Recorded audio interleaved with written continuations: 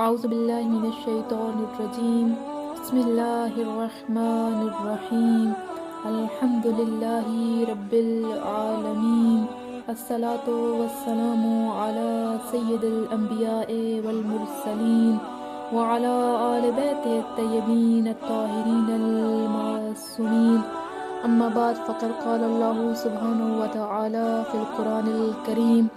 اعوذ باللہ من الشیطان الرجیم بسم اللہ الرحمن الرحیم قل هو اللہ احد۔ سب سے پہلے تمام تر حمد و ثنا، تمام تر تعریفیں، تمام تر مدحیں اور تمام تر ستائشیں ہیں اللہ رب العزت کے لیے،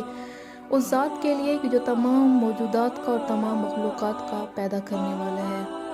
وہ وہی ذات ہے کہ جس نے آسمان کو بطور چھت کے اور زمین کو بطور فرش کے ہمارے قدموں کے نیچے بچھایا، پھر آسمان اور زمین کے درمیان جتنی مخلوقات موجود ہیں ان تمام مخلوقات کا اکیلا خلق کرنے والا ہے۔ اس رب کبریا نے اتنی بے شمار مخلوقات خلق کی کہ خود انسان کے جسے اس نے احسن تقویم کہا، جسے اشرف المخلوقات ہونے کا شرف عطا فرمایا، اسی انسان کو چیلنج دیتے ہوئے فرما دیا ان تعدوا نعمت اللہ لا تحصوها، اے انسان جو اپنے تمام تر شرف، اپنے تمام تر عقل کے کمال کے باوجود اگر اللہ کی نعمتوں کو گننا چاہو گے تو گن نہیں سکتے۔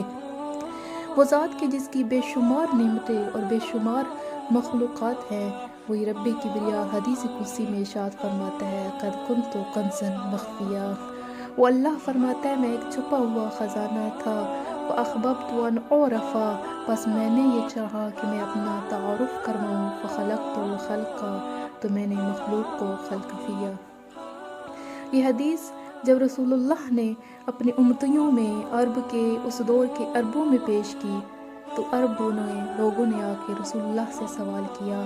یا رسول اللہ، کائنات کی ہر چیز اللہ رب العزت کی مخلوق ہے، زمین، آسمان، کائنات ہر چیز اللہ کی مخلوق ہے، تو بتائیے آخر اللہ نے کس مخلوق کے ذریعے اپنا تعارف کروایا؟ تو اس وقت محمد مصطفیٰ صلی اللہ علیہ وآلہ وسلم نے ان سے مخاطب ہوئی اور ارشاد فرما دیا اول ما خلق اللہ نوری، اللہ نے جس نور کے ذریعے سے اپنا تعارف کروایا وہ نور مجھ محمد مصطفیٰ کا نور تھا۔ گویا کائنات گویا کچھ بھی موجود نہ تھا، صرف رب کبریا کی ذات موجود تھی اور کسی چیز کا وجود نہ تھا۔ اس رب کبریا نے محمد مصطفیٰ کو خلق فرمایا، محمد مصطفیٰ مخلوق کے اول بنے، اللہ رب العزت خالق حقیقی بنا۔ محمد مصطفیٰ نے اللہ کی عبادت کی خاطر اپنے سر کو جھکا دیا، محمد مصطفیٰ عابد اول بنے، اللہ رب العزت معبود حقیقی بنا۔ محمد مصطفیٰ نے اللہ کی دی ہوئی نعمتوں کو، رزق کو کھایا، اللہ رب العزت رازق حقیقی بنا، محمد مصطفیٰ مرزوق اول بنے۔ پھر اسی محمد مصطفیٰ نے جب اپنی پیشانی کو سجدے میں رکھ دیا، محمد مصطفیٰ ساجد اول بنے، اللہ رب العزت مسجود حقیقی بنا۔ پھر یہی محمد مصطفیٰ جہاں یہ ارشاد فرماتے ہیں کہ اللہ نے سب سے پہلے میرے نور کو خلق فرمایا، وہی پاک پیغمبر اسی مقام پہ ایک اور جملہ بھی ارشاد فرماتے ہیں، اور وہ جملہ کیا تھا؟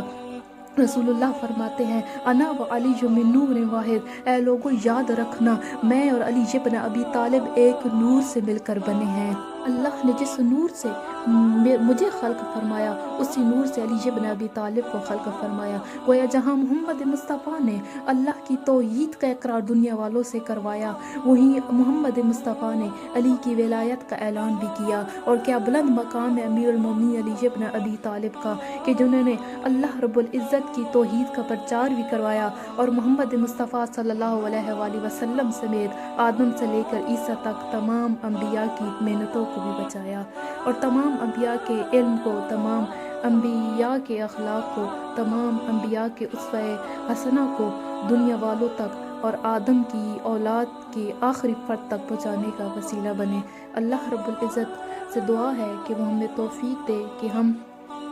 امیر المومنین علیہ السلام کی تعلیمات کو حاصل کریں اور ان پر عمل کریں، اور دعا ہے اللہ رب العزت سے کہ ہمارے وارث حقیقی امام زمانہ اجل اللہ تعالیٰ فرجہ الشریف کے ظہور میں تعجیل فرمائے۔